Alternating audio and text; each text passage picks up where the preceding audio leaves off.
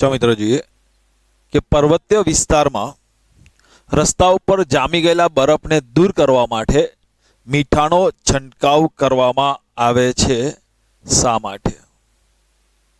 એટલે પર્વતીય વિસ્તારોમાં સ્નોફોલ થયો હોય, બરફ પડ્યો હોય, એટલે રસ્તા ઉપર બરફ આવી ગયો છે, તો બરફ જે રસ્તા પર પડ્યો છે એ દ્રાવક છે એવું સમજો.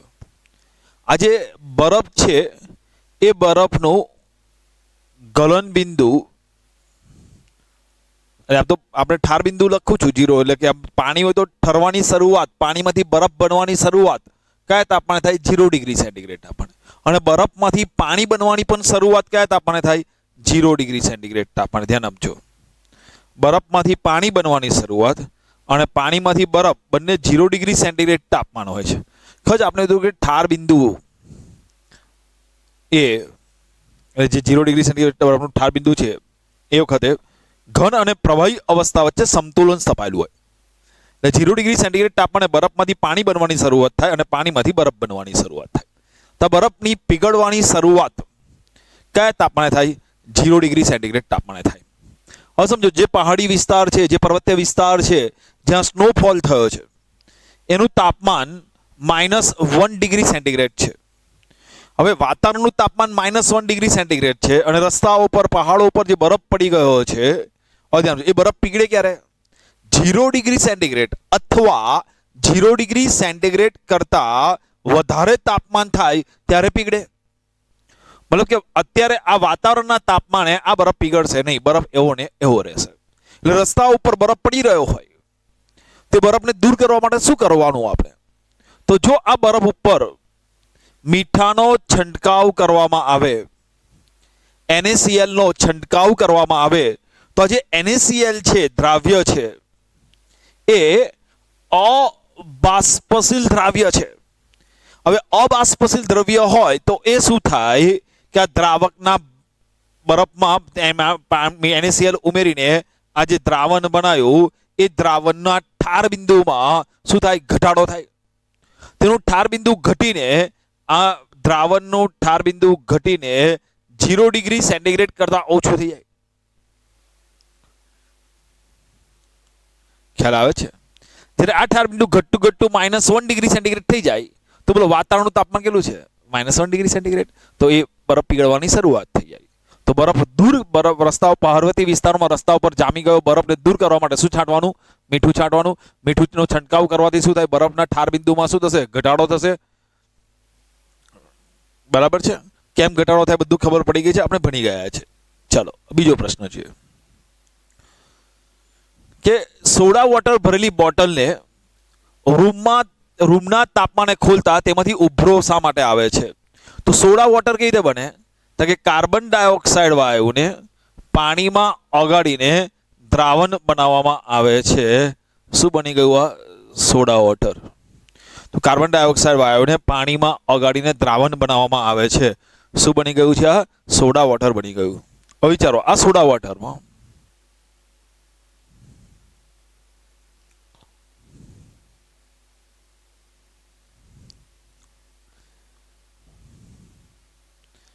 આ પાણી છે, એ પાણીમાં કાર્બન ડાયોક્સાઇડ વાયુ ઓગાળ્યો છે. હવે આ પાણીમાં જે કાર્બન ડાયોક્સાઇડ વાયુ ઓગાળીને સોડા બનાવી દીધી. ઓકે, હવે બરાબર ધ્યાન આપજો. તો આ પાણીમાં કાર્બન ડાયોક્સાઇડ વાયુ ઓગાળીને સોડા બનાવી દીધી છે. હવે બરાબર ધ્યાન આપજો. જો હું ઓપન કરી દઉં, એને ખુલ્લી કરી દઉં ઓડાના, તો આપણે હેનરીનો નિયમ આમાં આવે. જ્યારે વાયુને પાણીમાં ઓગાળીને, પ્રવાહીમાં ઓગાળીને દ્રાવણ બનાવવામાં આવે ત્યાં કયો નિયમ આવશે? હેનરીનો નિયમ. હેનરીના નિયમ અનુસાર વાયુની દ્રાવ્યતા એ તેના દબાણના સમપ્રમાણમાં હોય છે. એની દ્રાવ્યતા એ દબાણના સમપ્રમાણમાં છે. બોલો, દબાણ આપણે ખોલી નાખીએ, ઓપન કરી નાખીએ તો દબાણમાં શું થાય? ઘટાડો થાય. દબાણ ઘટે તો દ્રાવ્યતા ઘટે. તો આ કાર્બન ડાયોક્સાઇડ વાયુ જે આમાં ઓગળેલો છે એ પરપોટા સ્વરૂપે, ઉભરા સ્વરૂપે બહાર આવે છે. એટલા માટે બહાર આવે છે હેનરીના નિયમ મુજબ. છેલ્લા 2 લેક્ચરમાં તમને કહું છું એ જ પ્રમાણે બીજી એક વસ્તુ યાદ રાખ, એની એ જ વસ્તુ ફરી એકવાર બોલું છું, યાદ રાખજો. જ્યારે દ્રાવકમાં અબાષ્પશીલ દ્રવ્ય ઉમેરવામાં આવે તો દ્રાવકમાં જેમ જેમ અબાષ્પશીલ દ્રવ્ય ઉમેરવામાં આવે તેમ તેમ યાદ રાખજો દ્રાવ્યના કણોની સંખ્યા વધે. જેમ જેમ બાષ્પશીલ દ્રાવકમાં હું અબાષ્પશીલ દ્રવ્ય ઉમેરતો જઉં દ્રવ્યના કણોની સંખ્યા વધતી જાય. અને જેમ જેમ દ્રવ્યના કણોની સંખ્યા વધે તો યાદ રાખજો બાષ્પ દબાણ ઘટે, ઉત્કલન બિંદુ વધે, ઠાર બિંદુ ઘટે અને અભિસરણ દબાણ વધે. બાષ્પ દબાણ ઘટે, ઉત્કલન બિંદુ વધે, ઠાર બિંદુ ઘટે અને અભિસરણ દબાણ વધે. આ પોઈન્ટ યાદ રાખજો. બીજો સંખ્યાત્મક ગુણધર્મ કોને કહીશું? આપણે જે ગુણધર્મ દ્રાવ્યના કણોની સંખ્યા ઉપર આધાર રાખતા હોય તો આપણે સંખ્યાત્મક ગુણધર્મ કયા કયા કહીશું? યાદ રાખજો તો બાષ્પ દબાણમાં થતો સાપેક્ષ ઘટાડો,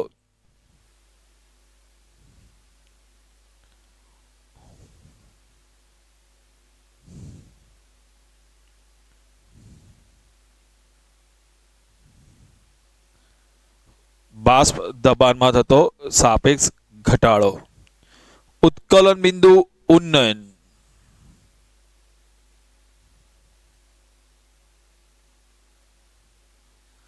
ઠાર બિંદુ અવનયન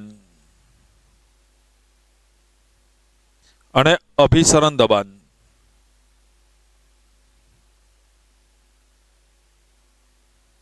એ સંખ્યાત્મક ગુણધર્મ છે. ત્યારે જો કયા કયા સંખ્યાત્મક ગુણધર્મ છે તો શું કહીશું? બોલો. બાષ્પ દબાણમાં થતો સાપેક્ષ ઘટાડો, ઉત્કલન બિંદુ ઉન્નયન, ઠાર બિંદુ અવનયન અને અભિસરણ દબાણ એ સંખ્યાત્મક ગુણધર્મ છે. ચલો તો બાષ્પ દબાણમાં થતો સાપેક્ષ આ સંખ્યાત્મક ગુણધર્મ યાદ રાખજો. કયા કયા સંખ્યાત્મક ગુણધર્મ છે? ઉદાહરણ બાષ્પ દબાણમાં થતો સાપેક્ષ ઘટાડો, ઉત્કલન બિંદુમાં ઉન્નયન, ઠાર બિંદુ અવનયન અને અભિસરણ દબાણ. હવે તમને કોઈ પૂછે કે ઉત્કલન બિંદુ એ સંખ્યાત્મક ગુણધર્મ છે? ઉત્કલન બિંદુ એ સંખ્યાત્મક ગુણધર્મ નથી. પાણી ગમે તેટલું તમે લો, ગમે તેટલી સંખ્યામાં લો, એનું ઉત્કલન બિંદુ કેટલું છે? 100 ડિગ્રી સેન્ટીગ્રેડ. તો ઉત્કલન બિંદુ એ સંખ્યાત્મક ગુણધર્મ નથી, પણ ઉત્કલન બિંદુમાં ઉન્નયન એટલે ઉત્કલન બિંદુમાં થતો વધારો, ઉત્કલન બિંદુ ઉન્નયન એ સંખ્યાત્મક ગુણધર્મ છે. હવે ધ્યાન રાખજો ઠાર બિંદુ એ સંખ્યાત્મક ગુણધર્મ નથી, પરંતુ ઠાર બિંદુમાં થતો ઘટાડો એટલે ઠાર બિંદુ અવનયન એ સંખ્યાત્મક ગુણધર્મ છે. એ જ પ્રમાણે એક વિવાદાસ્પદ પ્રશ્ન છે. બાષ્પ દબાણ એ સંખ્યાત્મક ગુણધર્મ નથી, પરંતુ બાષ્પ દબાણમાં થતો સાપેક્ષ ઘટાડો એ સંખ્યાત્મક ગુણધર્મ છે. તો આ થોડુંક વિવાદાસ્પદ પોઈન્ટમાં જતું રહેશે. બાષ્પ દબાણ વાળું આપણે યાદ રાખવાનું, ચોપડીમાં જે પ્રમાણે લખ્યું છે એ પ્રમાણે લખીશું.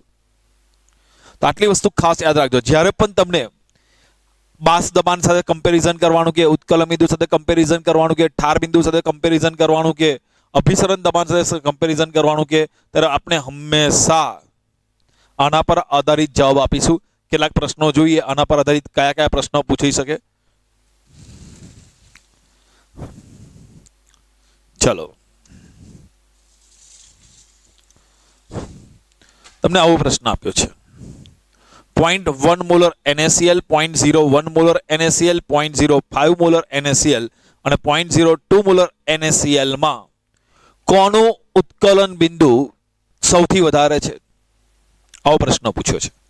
જ્યારે પણ તમને ઉત્કલન બિંદુ, ઠાર બિંદુ, અભિસરણ દબાણ, બાષ્પ દબાણ આવા પ્રશ્ન પૂછે એટલે તમારે પહેલા દ્રાવ્યના કણોની સંખ્યા ગણવાની.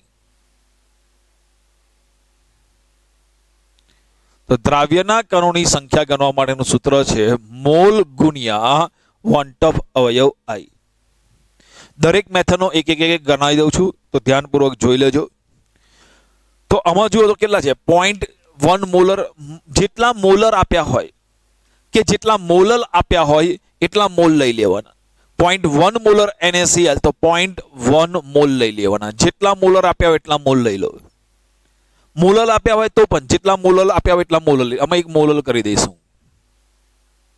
2 મોલર રાખું છું અને 2 મોલર કરી દો એટલે તમને ખ્યાલ આવે. તો જેટલા મોલર આપ્યા છે એટલા મોલ કરતો. NaCl માટે વોન્ટ ઓફ અવયવ I નું મૂલ્ય કેટલું? તો NaCl નું આયનીકરણ થાય તો તો શું બનશે Na+ અને Cl- બે આયનો ઉત્પન્ન થશે એટલે વન ટોપ અવયવ I નું મૂલ્ય 2 એટલે 0.1 ગુણ્યા 2 એટલે 0.2.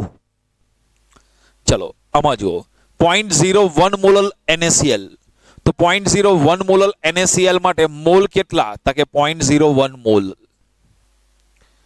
ગુણ્યા વન ટોપ અવયવ I નું મૂલ્ય કેટલું તો કે NaCl નું આયનીકરણ થાય તો શું બનશે Na+ અને Cl-, બે આયનો ઉત્પન્ન થાય તો 0.10 ગુણ્યા 2 એટલે 0.02. અહીંયા જોઈએ આ 0.05 મોલર NaCl એટલે 0.05 મોલ અને NaCl માટે વન ટોપ અવયવ I નું મૂલ્ય કેટલું 2 તો 0.05 ગુણ્યા 2 એટલે 0.010. 0.02 મોલ જેટલા મોલ આપ્યા એટલા મોલ 0.02. NaCl માટે વન ટોપ અવયવ 2 એ 0.04. હવે જેમ જેમ દ્રાવ્યના કણોની સંખ્યા વધારે ઉત્કલન બિંદુ વધારે, જેમ જેમ દ્રાવ્યના કણોની સંખ્યા વધે ઉત્કલન બિંદુ વધે. તો સૌથી વધારે કઈ સંખ્યા છે દ્રાવ્યના કણોની સંખ્યા? હવે દેખાવામાં ભૂલ ના કરતા, અમુક જગ્યા 0.2 આ 0.20 કહેવાય. જો 0.20 બધા હોય તો બે આંકડા લઈ લો, બરાબર છે. 0.20, 0.02, 0.10, 0.14 સૌથી વધારે કોણ છે? 0.1 મોલર NaCl. તો સૌથી વધારે ઉત્કલન બિંદુ આવશે A નું, એના કરતા ઓછું C નું, એના કરતા ઓછું D નું અને સૌથી ઓછું B નું. હવે તમને આવો પ્રશ્ન પૂછ્યો હોય કે કોનું ઉત્કલન બિંદુ સૌથી વધારે છે તો ઓપ્શન A નું સૌથી વધારે છે. કોનું ઉત્કલન બિંદુ સૌથી ઓછું છે તો ઓપ્શન B સૌથી ઓછું છે. ઉત્કલન બિંદુના ચડતા ક્રમમાં ગોઠવો કે ઉત્કલન બિંદુના ઉતરતા ક્રમમાં ગોઠવો, આવડે કે ના આવડે? આમાં બીજો એક પ્રશ્ન પૂછાય કે બાષ્પ દબાણ, કોનું બાષ્પ દબાણ વધારે હશે, કોનું બાષ્પ દબાણ ઓછું હશે? બાષ્પ દબાણના ચડતા ક્રમમાં ગોઠવો, બાષ્પ દબાણના ઉતરતા ક્રમમાં ગોઠવો. તો જેમ જેમ દ્રાવ્યના કણોની સંખ્યા વધે બાષ્પ દબાણ ઘટે. તો જેમ જેમ દ્રાવ્યના કણોની સંખ્યા વધે બાષ્પ દબાણ ઘટે. તો બરાબર અહીંયા ધ્યાન આપજો. તો જેમાં દ્રાવ્યના કણોની સંખ્યા વધારે હશે એનું બાષ્પ દબાણ ઓછું હશે. તો સૌથી વધારે દ્રાવ્યના કણોની સંખ્યા કેટલી? આની, તો આનું બાષ્પ દબાણ સૌથી ઓછું.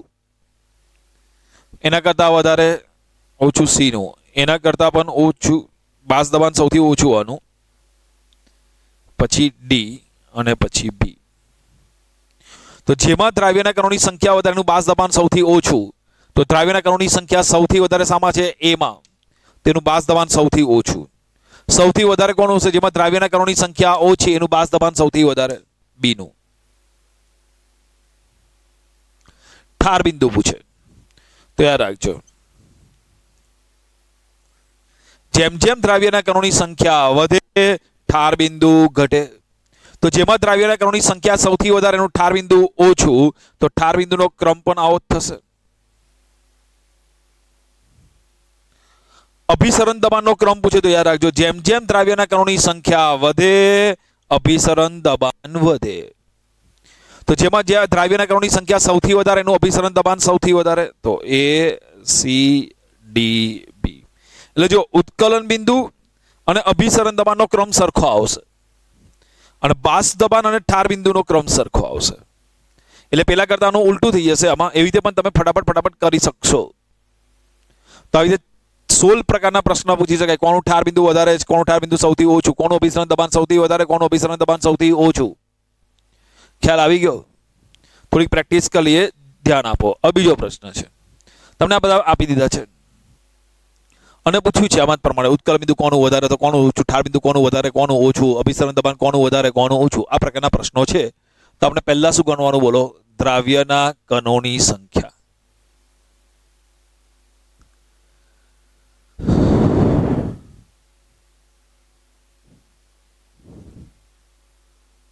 ભાઈ દ્રાવ્યના કણોની સંખ્યા ગણવા માટેનું સૂત્ર કયું છે? મોલ ગુણ્યા વન ટોપ અવયવ I.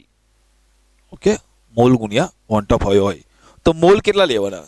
કે જેટલા મોલર હોય અથવા જેટલા મોલર હોય એટલા મોલ લઈ લેવાના. જેટલા મોલર હોય અથવા જેટલા મોલર હોય એટલા મોલ લઈ લેવાના. તો 0.1 મોલર NaCl, તો મોલ કેટલા લેવાના? 0.1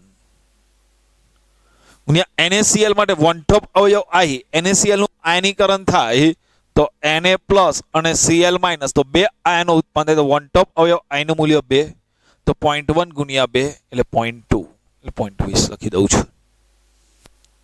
0.1 મોલર BaCl2, તો 0.1 મોલર છે એટલે મોલ કેટલા થશે? 0.1. BaCl2 છે તેનું આયનીકરણ થાય તો શું બનશે? Ba+2 અને 2Cl-1.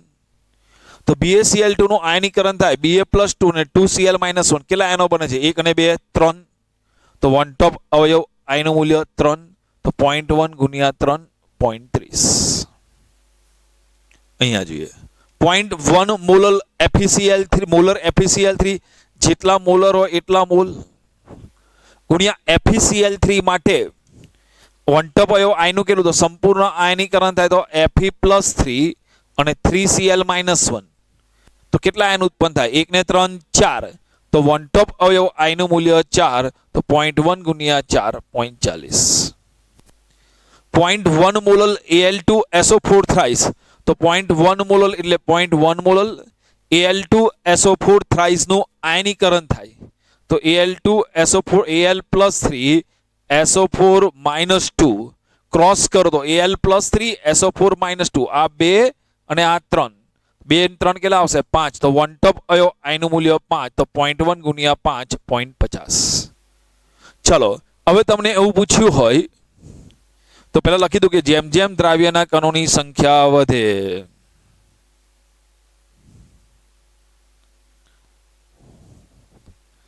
ઉત્કલન બિંદુ વધે. તો તમને ઉત્કલન બિંદુના ક્રમમાં કોણ ઉત્કલન બિંદુ સૌથી વધારે પૂછ્યું હોય તો બોલો જેમાં દ્રાવ્યના કણોની સંખ્યા સૌથી વધારે એનું ઉત્કલન બિંદુ વધારે. સૌથી વધારે દ્રાવ્યના કણોની સંખ્યા કેટલી છે આમાં? 0.50. તો આનું ઉત્કલન બિંદુ સૌથી વધારે D. એના કરતા ઓછું 0.40 C, એના કરતા ઓછું B, એના કરતા ઓછું A. ચાલો ઠાર બિંદુ પૂછ્યું હોય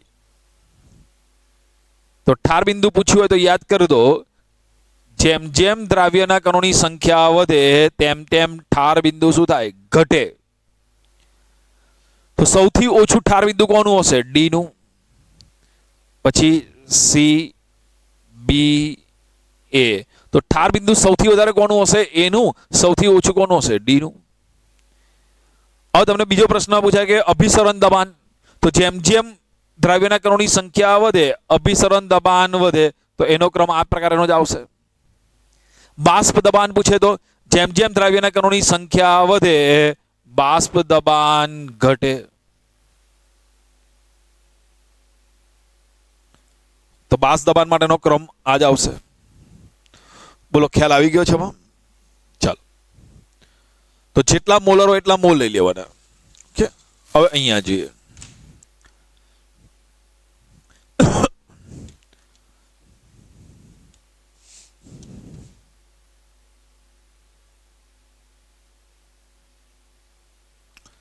અહીંયાથી આપો 1 molar NaCl, 2 molar NaCl, 5 molar NaCl અને 10 મોલર NaCl માં ના દ્રાવણમાં કોનું ઉત્કલન બિંદુ વધારે હશે? આવો પ્રશ્ન પૂછ્યો છે. હવે તમને ઉત્કલન બિંદુ પૂછે, ઠાર બિંદુ પૂછે, અભિસરણ દબાણ પૂછે કે બાષ્પ દબાણ પૂછે, બધા આવડશે ને? તો આવું પૂછવું પૂછે આમાંથી કોનું ઉત્કલન બિંદુ વધારે છે? તો જ્યારે પણ આવું પૂછ્યું હોય તો આપણે શું કરવાનું? દ્રાવ્યના કણોની સંખ્યા. તો દ્રાવ્યના કણોની સંખ્યા ગણવા માટેનું સૂત્ર છે મોલ ગુણ્યા વન ટોપ અવયવ I. મોલ આપણે કેટલા લેતા હતા? તો કે જેટલા મોલર આપ્યા હોય એટલા મોલ લઈ લેતા હતા. જેટલા મોલર હોય અથવા જેટલા મોલર હોય એટલા મોલ લઈ લેતા હતા. પણ આમાં તો મોલર કે મોલર એવું કશું આપ્યું નથી. તો જ્યારે મોલર કે મોલર એવું કશું ના આપ્યું હોય તો આપણું બીજું સૂત્ર છે મોલને બદલે લખવાનું વજન ભાગ્યા અણુભાર.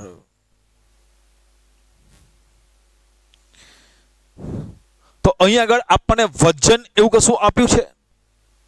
ના, એવું એ નથી આપ્યું. જો વજન ના આપ્યું હોય તો બીજું એક સૂત્ર છે ટકા આપ્યા હોય. તો આમાં ટકા આપ્યા છે. ટકા આપ્યા તો જેટલા ટકા આપ્યા હોય એટલું વજન લઈ લેવાનું. તો ચલો NaCl છે, કેટલા ટકા છે? 1, એટલે વજન 1 લઈ લો, ભાગ્યા એનો અનુભાર. NaCl નો અનુભાર કેટલો? તો કે Na નો 23 અને Cl નો 37.5, એટલે 23 વત્તા 37, 7 ને 3 35.5, 5 ને 3 8, 3 ને 2 5, એટલે 58.5 ગુણ્યા NaCl માટે વન ટોપ આવ્યો. I નું મૂલ્ય કેટલું? 2. આમાં 2 ભાગ્યા 58.5, વજન 2, અનુભાર 58.5, NaCl માટે વન ટોપ આવ્યું 2.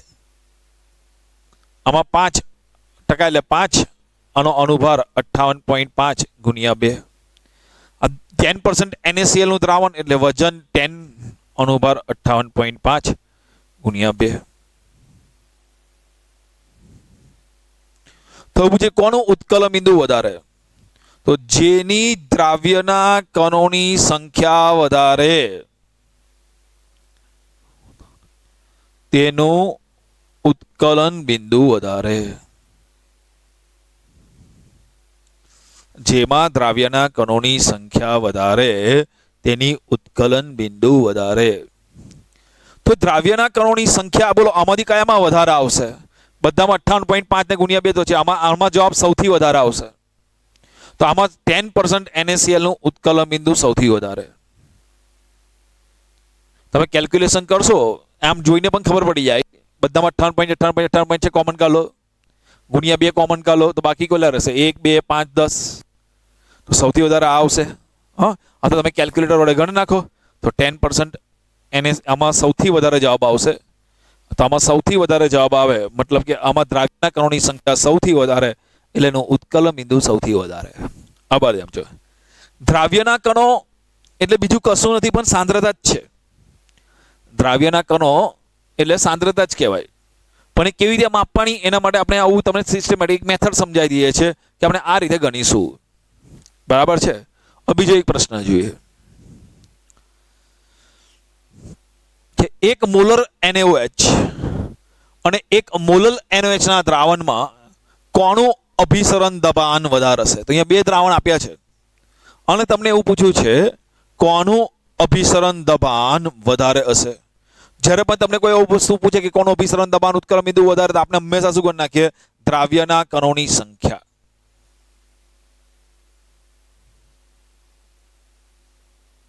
તો એક છે 1 મોલર NaOH અને બીજું છે 1 મોલર NaOH. તો દ્રાવ્યના કણોની સંખ્યા કરવા માટેનું સૂત્ર છે મોલ ગુણ્યા વન ટોપ અવયવ I. તો 1 મોલર NaOH અને 1 મોલર NaOH માટેનું સૂત્ર છે મોલ ગુણ્યા વન ટોપ અવયવ I.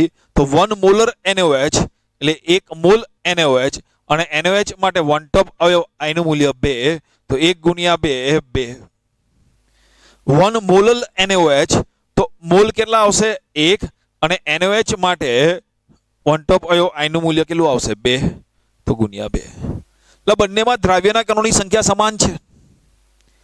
જો દ્રાવ્યના કણોની સંખ્યા સમાન હોય તો આપણે એવું કહી દઈએ કે બંનેના અભિસરણ દબાણ પણ કેવા આવશે? સમાન. પણ અહીંયા થોડુંક ધ્યાન આપજો. અહીંયા હું થોડુંક ફેરફાર કરું. 1 મોલર NaOH અને 1 મોલર NaOH ના જલીય દ્રાવણમાં. હા, આપણે ખ્યાલ છે ને 1 મોલર જલીય દ્રાવણ અને 1 મોલર જલીય દ્રાવણ બંનેની સાંદ્રતામાં તફાવત છે. 1 મોલર જલીય દ્રાવણ અને 1 મોલર જલીય દ્રાવણમાં કોની સાંદ્રતા વધારે? વિચારો. 1 મોલર NaOH નું જલીય દ્રાવણ, 1 મોલર NaOH નું જલીય દ્રાવણ એટલે મોલ કેટલા આવશે? કે 1 મોલ NaOH. 1 મોલર NaOH નું જલીય દ્રાવણ મતલબ 1 મોલ NaOH.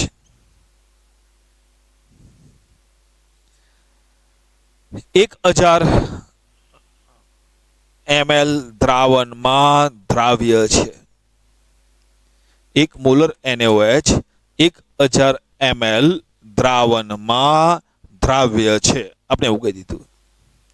અને 1 મોલલ NaOH નું જલીય દ્રાવણ.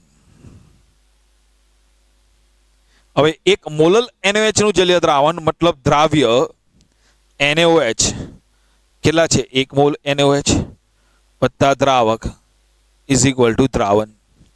તો જો 1 મોલલ NaOH ના દ્રાવણ છે એમાં આપણે વિચાર કરો તો 1 મોલ NaOH 1000 ગ્રામ દ્રાવકમાં દ્રાવ્ય છે.